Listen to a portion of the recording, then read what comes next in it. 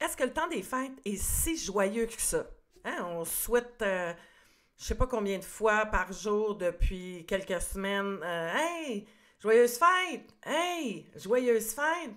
Est-ce que pour toi, c'est si joyeux que ça, le temps des fêtes? Je me présente, Caroline Roy. Je suis coach en relations et thérapeutique. Tu me retrouves aujourd'hui pour l'épisode 30 de podcast et je suis très contente d'être avec toi aujourd'hui, de venir te parler du temps des fêtes. Quand on est en travail sur soi, en cheminement, qu'est-ce que ça l'apporte? Comment on peut faire pour passer au travers du temps des fêtes en étant plus aligné avec soi-même, en étant plus dans notre parent bienveillant. Donc, c'est ça le sujet aujourd'hui. Si pour toi, le temps des fêtes est extraordinaire, qu'il n'y a aucune contrainte, que c'est léger, que c'est que du bonheur, ben écoute, on se retrouve en 2025. Parce que cet épisode-là, peut-être qu'elle fera pas ton bonheur. Mais malgré tout, si tu as envie de rester là avec moi puis d'écouter ça, parce que ça peut peut-être t'expliquer comment des membres de ta famille réagissent pendant le temps des fêtes. Le temps des fêtes, c'est une période qui peut être très... ça peut déclencher énormément de traumas, la période des fêtes. C'est pas nécessairement une période joyeuse. Parce qu'il y a comme un clivage entre ce que c'est réellement et ce qu'on nous vend l'idée que ça devrait être le temps des fêtes. Est-ce que je trippe pendant le temps des fêtes? Il y a plein d'affaires que je trouve beaux, moi, pendant le temps des fêtes. Les lumières, les décorations, le mélange avec la neige puis les décorations de Noël, le côté féerique, tu sais, ce côté-là où je trouve ça, pour moi, ça m'émerveille. Tu sais, j'aime beaucoup me promener, voir les décorations à l'extérieur le soir. J'allume mon sapin à mi-novembre, puis je l'éteins pas jusqu'après le jour de l'an. J'aime les décorations de Noël. J'aime surtout les lumières scintillantes, brillantes, mixées avec la neige. Ça, c'est pour moi quelque chose de magnifique. C'est à peu près la seule affaire qui vraiment m'allume, puis quand je pense au temps des fêtes, que je trouve ça léger, t'sais. Je me suis vendu l'idée longtemps que le temps des fêtes, c'était quelque chose de beau, de festif, d'agréable, puis on nomme donc ça le temps des fêtes. Et d'année en année, depuis longtemps, quand j'ai fait une introspection par rapport à ça, j'ai pris conscience que c'est tout le temps associé à quelque chose de lourd, le temps des fêtes. Puis quelque chose d'un peu surfait. Comme il y a une grosse obligation pendant le temps des fêtes, on se doit d'aimer ça, on se doit de se réunir en famille. Il y a beaucoup de il faut puis je dois qui est associé au temps des fêtes. Donc, beaucoup de conditionnement. Puis, c'est normal. C'est normal parce que la société nous vend ça. Si on recule encore plus loin, tout le côté de la religion catholique qui a amené ça, qui était beaucoup une fête religieuse qui n'est plus du tout ça aujourd'hui, en tout cas pour beaucoup de gens, et qui s'est transformée en fête de partage, de l'amour, de connexion, de réunion familiale, de gâter les gens autour de nous, mais qui est empreinte d'une obligation.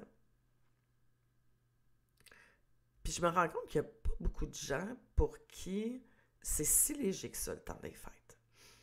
Il y a beaucoup de gens qui sont seuls. Ça met une pression énorme quand tu es toute seule puis que tu veux pas nécessairement aller voir ta famille. Il y a une pression aussi énorme d'achat de cadeaux qui peuvent être présents. D'avoir envie d'aller voir des matantes puis des mononcles puis même des membres de ta famille que tu n'as peut-être même pas envie de voir. Ou tous ces membres de famille-là que tu vois souvent puis que là, il faut voir ce moment-là.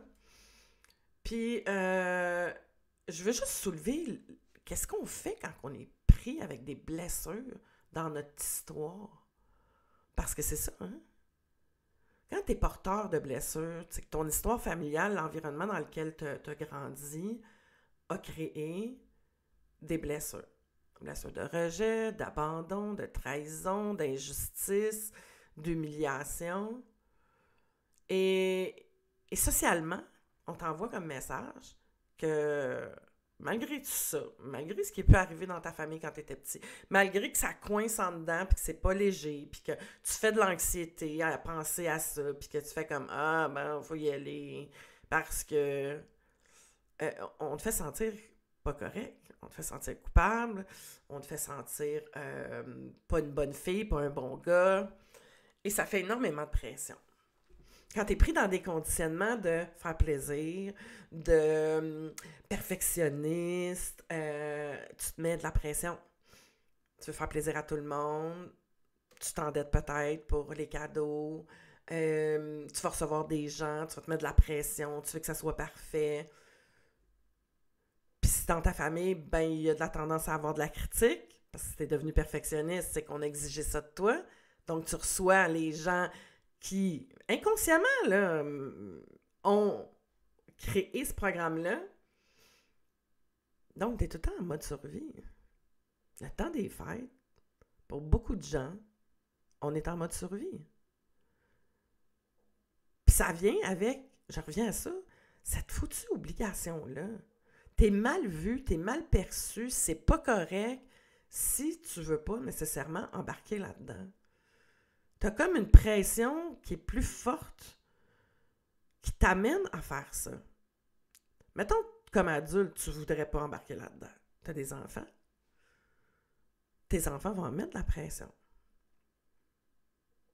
Tu sais, puis je parle pas d'enfants, là, tout petits, qui pensent au Père Noël, parce que ça rend ça un peu encore magique, la période du temps des fêtes, quand on a des enfants, puis qu'eux, ils voient ça, puis c'est la magie de Noël, puis c'est beau. Mais imagine, même là, t'es avec tes enfants, faut que tu t'en ailles dans ta famille qui vient réveiller tes struggles, qui fait que tu te sens en état de survie.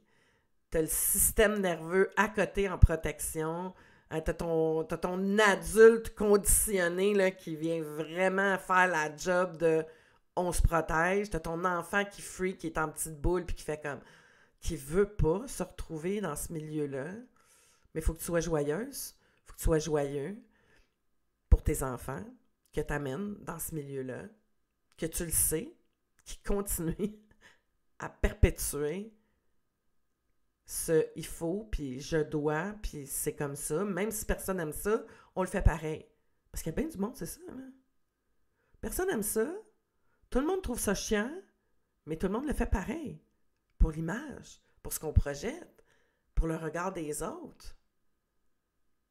Je le sais, j'ai de l'air Grinch, mais je suis pas du tout Grinch. Je voulais juste amener puis dire tout haut le feeling que j'ai par rapport à ce temps des fêtes-là, que je trouve qui est pas si joyeux pour beaucoup de gens.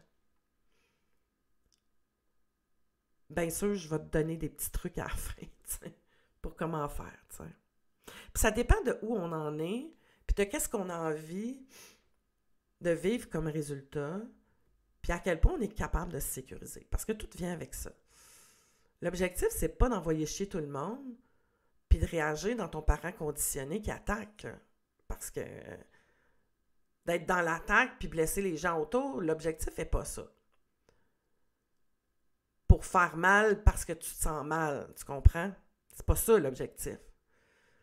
L'objectif, c'est d'être capable de gérer ce qui est à l'intérieur de toi, puis de te sécuriser, puis de prendre ton parent bienveillant, puis vraiment arriver à te sécuriser et à écouter ce qui se passe à l'intérieur et respecter ce que tu ressens à l'intérieur. Et ensuite, faire un choix et prendre position. Tu n'auras pas de pouvoir comment l'autre va réagir. Ça se peut que ça le blesse pareil. Ça se peut que ça dérange. Mais tu le fais si tu es capable de te sécuriser suffisamment et être bien avec toi pour être capable de gérer cette situation-là. je veux que tu prennes le temps de t'introspecter. Laisse-toi pas tomber pendant le temps des fêtes. Sois à l'écoute. Je trouve que c'est une période, si on voudrait mettre une intention pendant cette période-là, c'est une belle période pour observer ce qui se réveille en soi. Qu'est-ce qui vient me challenger? Qu'est-ce qui vient créer de l'insécurité à l'intérieur de moi? Quand je suis en présence de quelle personne? Comment j'agis? Observe-toi. Tu sais, prends un peu d'auteur, là, puis observe-toi. Observe-toi quand tu es avec tes parents, observe-toi quand tu es avec certains membres de ta famille, observe-toi si tu es toute seule chez vous. Qu'est-ce que tu es en train de te dire dans ta tête? C'est quoi ton discours intérieur? Qui est au volant à ce moment-là? Puis tu peux faire un choix conscient. Le choix conscient, là, je te le dis tout de suite, mettons que tu te dis, OK, non, c'est mon adulte programmé qui est là parce que mon enfant se sent rejeté. Exemple, tu as une blessure de rejet et tu te retrouves seul aux fêtes parce que personne ne t'a invité. Exemple. Pour plein de raisons. Là, et tu es chez vous, seul, et c'est ton parent, pas ton parent, mais ton adulte conditionné, programmé qui vient prendre le volant. Puis que là, il commence à te dire, on le sait bien, avec regarde, encore une fois. Puis là, checkez bien. Ça peut être l'adulte programmé attaquant. Regardez le discours. De toute façon, c'est rien qu'une gang de pas corrects. Ils n'ont jamais été capables de te voir à ta propre valeur. Puis eux autres, c'est qui pour eux autres? Pour qui ils se prennent, eux autres? Se sont-ils regardés? Fait que tu vas tomber dans la colère pour te protéger de la peine que ça te fait de toucher ta blessure. Ensuite, tu peux tomber dans la fuite. Hey, la merde.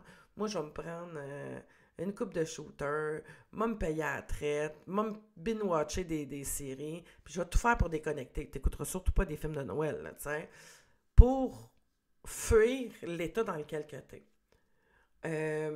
Et tu peux avoir celui qui va se victimiser aussi, tu sais. Là, ton discours, ça va être mais qu'est-ce que j'ai fait? Pourquoi? Ça a toujours été de même. Ma vie, c'est de la merde. Puis tu vas tomber dans ce discours-là qui va t'amener à être dans la peine et à rester dans cet état de peine-là. T'sais. Fait que tu peux avoir ces trois parties-là qui vont embarquer, qui vont te faire sentir ça. Donc, observe ton discours. Qu'est-ce que tu te dis dans ta tête pendant que tu es là, chez vous, tout seul, à te morfondre, ou pendant que tu es avec mon oncle, ma tante, que tu as été là et que tu n'as pas envie d'être là, que tu es crevé, que tu as couru comme une folle pour faire les cadeaux, pour arriver à temps Noël, la fin avant, souvent quand on travaille, avant de partir au travail, c'est le chaos parce qu'il y a plein de stocks à faire. D'arranger ta maison parce que tu sais que tu vas recevoir, de faire les cadeaux de Noël, d'aller magasiner, de mettre ça sur la marge de crédit, peut-être, pour faire plaisir. De gérer les enfants qui sont en congé scolaire. Tu sais, t'as de la boue dans le toupette, t'es assis là, puis t'écoutes ma tante en train de se plaindre de XY à faire, ou de parler du gouvernement, ou parler d'un sujet qui est en surface, t'as pas de connexion. Ah oui, puis on va y revenir à ça. T'sais. Fait que donc, t'es là parce qu'il faut, mais t'as aucun plaisir. Écoute ce que t'es en train de dire. Écoute sur quoi tu focuses, puis sur quoi tu vas mettre ton focus. Puis est-ce que ce que tu es en train de dire te permet d'être dans la légèreté? OK? Ça, c'est une période, le temps des fêtes, exceptionnelle pour te permettre d'observer ça. Puis après, prends des notes.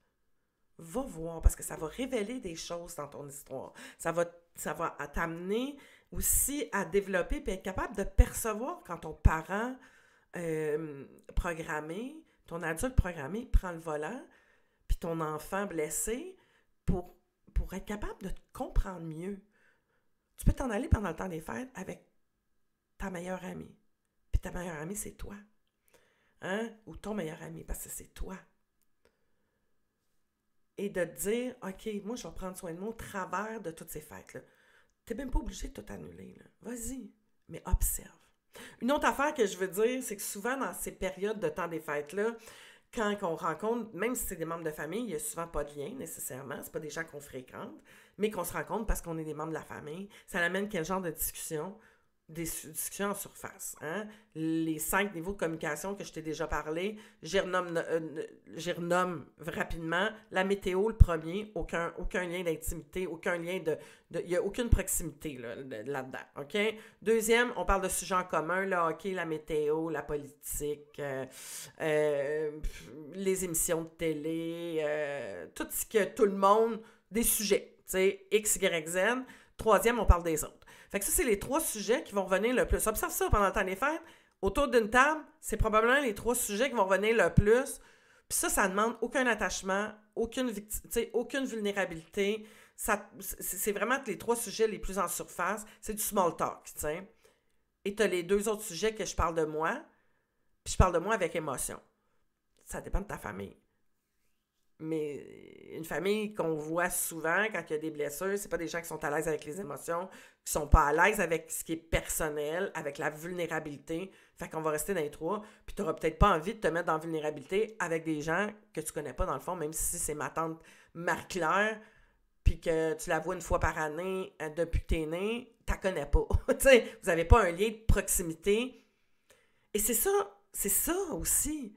C'est comme s'il fallait faker un lien de proximité parce que c'est de la famille, mais qu'il n'y en a pas vraiment. Il n'y en a pas. Peut-être, oui, là. Mais je te parle de ce qui peut réveiller, puis ce qu'on dit pas.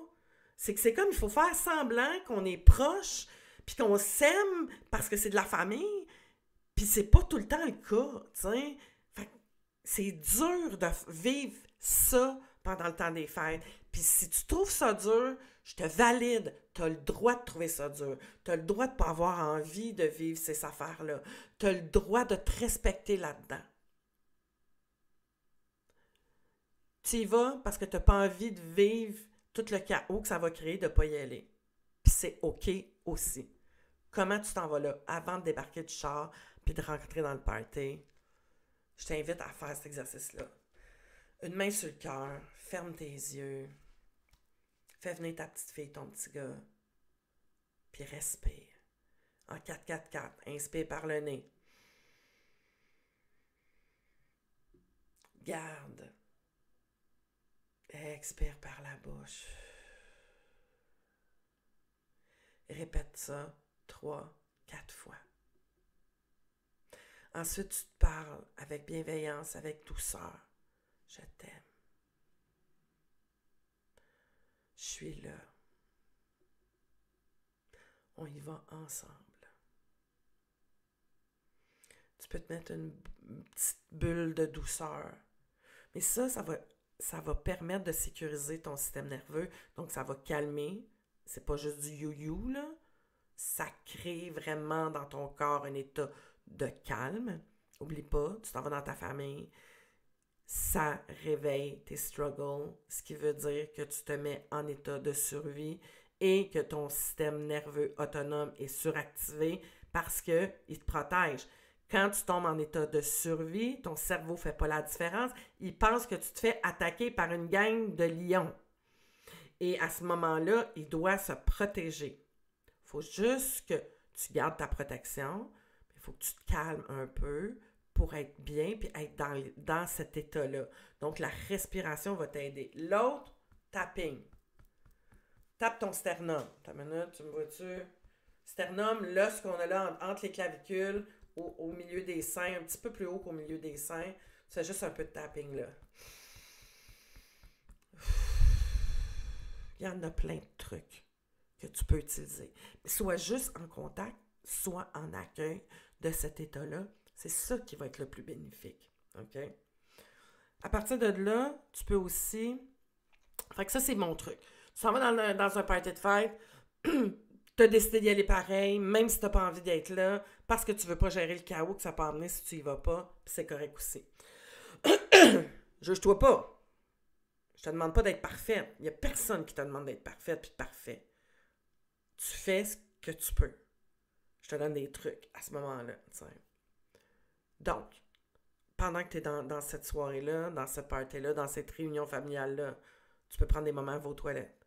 Refais des respirations. Prends ce temps-là, va prendre une marche. Et un autre truc, c'est observe les gens avec détachement. Mets-toi dans la position de ton adulte conscient et observe les gens autour de toi. Prends en considération que chaque personne qui est devant toi a aussi un enfant intérieur à l'intérieur d'eux. Ils ont aussi le mode de parents programmés. Ils sont pareils, là. Ils sont constitués pareils comme toi. Observe. Je te demande pas de juger et d'analyser. Je te demande d'observer. Puis si tu gardes ça en conscience, ça crée ce détachement-là. Tu vas moins prendre personnel les réactions des gens. Parce que tu vas être consciente que cette personne-là est en train de te parler à travers son propre filtre, à travers sa propre perception. Mais oui. Parce qu'il n'y a pas... Tous les êtres humains que tu rencontres, toi puis tous les autres, ont leur vérité. Ça n'existe pas la vérité. Il existe ta vérité, puis la vérité de la personne, puis parce qu'on a tous une façon unique de percevoir la vie, de notre histoire. Comment on l'a encodé, comment on est programmé. Donc, on voit les choses différemment. Il n'y a pas personne que tu vas rencontrer pendant le temps des fêtes, puis même au cours de ta vie, qui va percevoir la vie comme la tienne. Il y en a qui vont se rapprocher. Il y en a d'autres qui vont s'éloigner. Mais de la façon que toi tu la vois, il n'y a personne. Donc, quand tu regardes mon oncle Fernand, là, qui est dans le jugement, qui a peut-être des propos homophobes ou racistes, vois cet homme programmé-là avec sa paire de lunettes. Là. Je te dis pas que c'est OK. Je te dis pas que de l'accepter. Je veux juste que tu observes puis que tu sois conscient de ça. Qu'il y a ce filtre-là, tu peux modifier son filtre si tu es prête à le faire, en amenant des arguments, pas en tombant dans l'attaque. Ce que je veux, c'est que tu prennes conscience que c'est pas personnel à toi. Des fois, il y a des attaques qui vont venir nous faire mal pendant le temps des fêtes. Hein, si papa ou maman a pris un petit verre de trop, peut-être qu'ils vont dire des paroles qui vont te blesser. Peut-être que toi, tu vas dire des paroles qui vont blesser. C'est un autre sujet. Mais sois juste consciente. Prends ton adulte conscient et mets-le au volant une fois de temps en temps pendant la soirée pour observer ça autour de toi. Puis ça aussi, ça va t'aider. Ça va t'aider parce que ton intention pendant le temps des fêtes, c'est de mieux te comprendre, de mieux connecter, puis prendre soin de toi au travers de ça. Donc, garde en tête respiration. Le filtre que les gens ont, leur paire de lunettes. Ils ont tous des adultes programmés autant que toi. Ils ont tous des enfants intérieurs blessés autant que toi. Puis ça, hein, ça l'aide, là. Quand ma tante Ginette va être assise, là, imagine sa petite fille assise sur ses genoux, puis qu'elle est en train de te parler. Observe la petite fille. Puis observe dans quelle position tu pourrais te mettre qui t'aiderait toi dans cette situation-là. Juste en observation, tu n'as même pas besoin de rien dire, là. Qu'est-ce que ça vient changer? Teste-les. C'est toutes des affaires que j'ai envie que tu testes pour observer. Qu'est-ce que ça crée à l'intérieur de toi? Qu'est-ce que ça change dans ton discours intérieur? Comment tu te sens? Ça, c'est pour ceux qui ont des parties de Noël. Puis qui font ça. Puis voilà. T'es toute seule.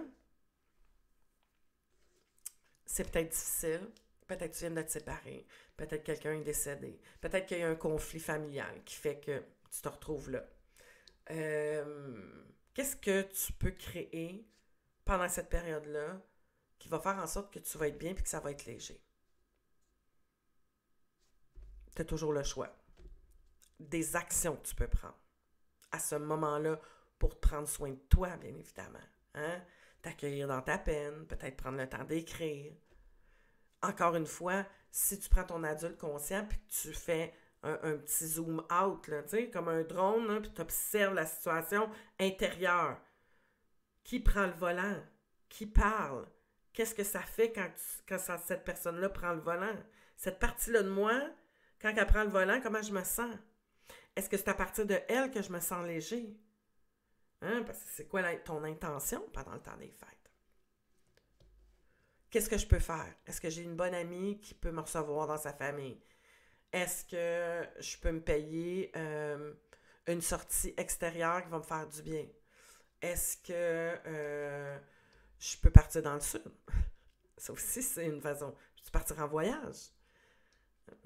C'est un de mes trucs, moi. Partir en voyage pendant le temps des fêtes, ça l'aide énormément à vivre quelque chose de différent. Puis je m'accueille là-dedans. Tu vas me dire, Caro, c'est de la fuite. Peut-être. Peut-être. On est une petite famille.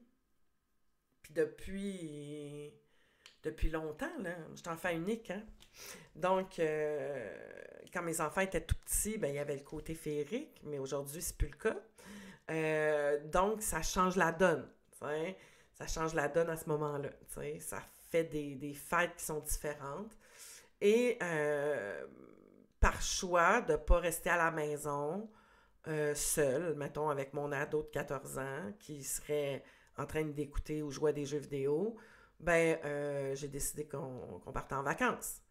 Comme ça change, ça nous fait vivre une expérience le fun, on passe un Noël ensemble ou un temps des fêtes ensemble. Ça nous permet de vivre quelque chose qui est agréable, qui est stimulant, qui est connecté à ma passion. Puis c'est ça, c'est prévu, c'est organisé, puis c'est voulu de vivre ça comme ça. Tu sais? Donc, trouve-toi ta façon. Mais au travers de ça, s'il y a de la peine qui monte, accueille. Sors ton parent bienveillant. Sécurise-toi.